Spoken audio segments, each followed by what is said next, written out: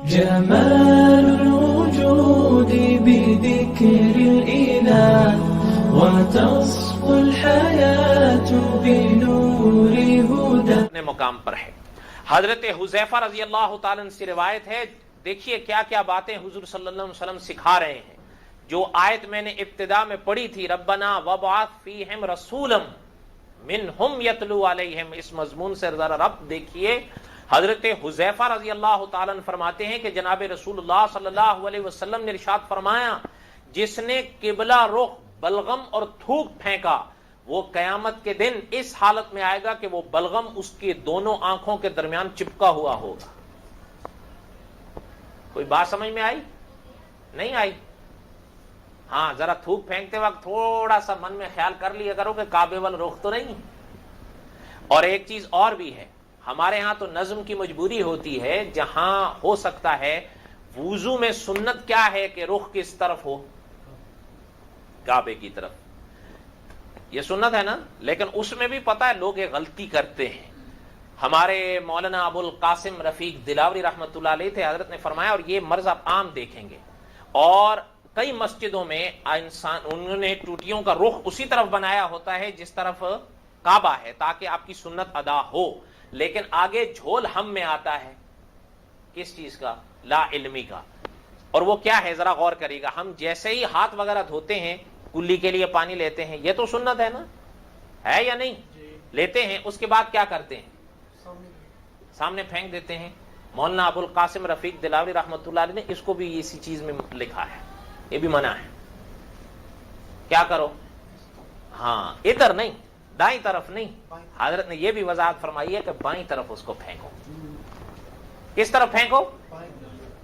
وضو کرو جب کعبے کی طرف کر رہے ہو تو اس چیز کا حضرت نے فرمایا کہ خیال رکھو، جب پانی لو کلی کے لیے، اس میں بلغم آتا ہے، تھوک آتا ہے، جب اس کو پھینک رہے ہو تو یہ قدرتی سپرنگ ہے. ہمارے ان کے یاد ہوں گے مفتی انعام الحق صاحب نے عجیب بات ارشاد فرمائی تھی کہ یہ قدرتی سپرنگ ہے، ایسے کر دو پھینک دو، تاکہ اس حدیث شریف کے وعید میں نہ آؤ. کوئی بات سمجھ میں آئی؟ یہ آداب ہیں. اکابر نے فرمایا ہے کہ کعبے کی طرف تھوکو نہیں، سونے لگو تو کعبے کی طرف پاؤں نہیں کرو، یہ بے ادبی ہے. اگر میاں اور بیوی ملاپ کرتے ہیں، کعبے کی طرف رخ نہیں کرو، رخ بدلو اپنا، اس لیے کہ کعبہ کعبہ ہے. اگر پیشاب آ رہا ہے کعبے کی طرف رخ اور کعبے کی طرف پیٹھ نہیں کرو. اگر استنجے کرنے کی باری کعبے کی طرف نہیں کرو. کعبے کا ادب ہے. کعبے کا کیا ہے؟ اور یہ کعبے کا ادب حضور نے سکھایا. حضور کی ہر ادا میں ادب ہوتا تھا. آپ حیران ہوں گے، آپ اور ہم تو کبھی ان کتابوں کو پڑھنے کے لیے بھی کچھ لوگ وضو کا اہتمام نہ کرتے ہوں، ورنہ آپ دیکھیے ہمارے اکابر نے لکھا ہے کہ اگر کوئی شخص بائبل پڑھ رہا ہے کسی وجہ سے، ویسے عام بندوں کو پڑھنے کی اجازت نہیں ہے، اگر کوئی طالب علم پڑھتا ہے، کوئی مناظر پڑھتا ہے، کوئی شخص باعث مجبوری پڑھتا ہے کسی ضرورت کے تحت، کیوں پڑھیں گے نہیں تو جواب کیسے دیں گے؟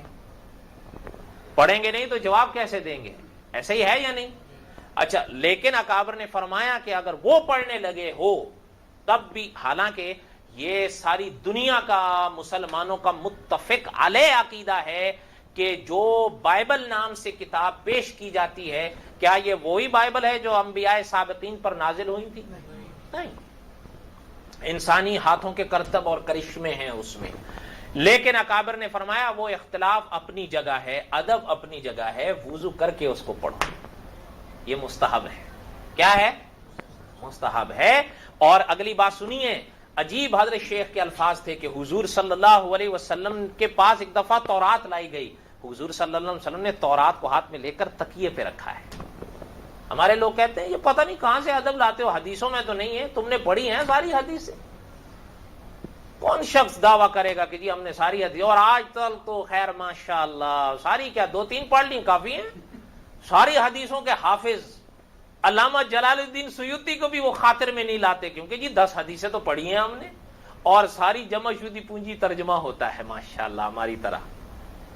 کبھی کسی دن ان سے حدیث کا ترجمہ ہٹا کر دیکھو، ان سے کہو ذرا متن پڑھ کر بتاؤ، اور پھر اس کے اوپر جو سوالات حدیث شریف کی روشنی میں قائم ہوتے ہیں ان کو حدیث سے ہی حل کرو، پھر مزہ آئے نا. لیکن پھر پتہ نہیں وہاں سارے اصول کہاں ٹوٹ جاتے ہیں. بہرحال دعا کریں کہ فتنوں کا زمانہ ہے، اللہ تعالیٰ فتنوں سے حفاظت فرمائے.